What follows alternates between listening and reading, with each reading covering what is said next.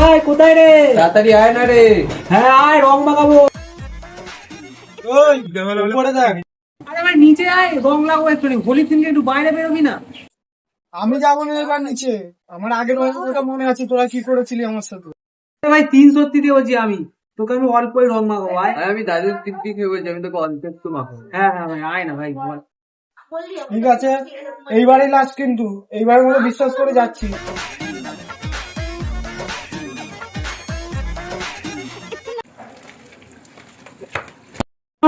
এবার তো মানে ধরেছি তো। এবার তুই কোথায় যাবি? এবার? হ্যাঁ কোথায় যাবি তুই? ভাই তুই কিন্তু তো দাদুর দিব্যি দিয়েছিলি ভাই। দাদু দাদু তো কবেই মারা গেছে।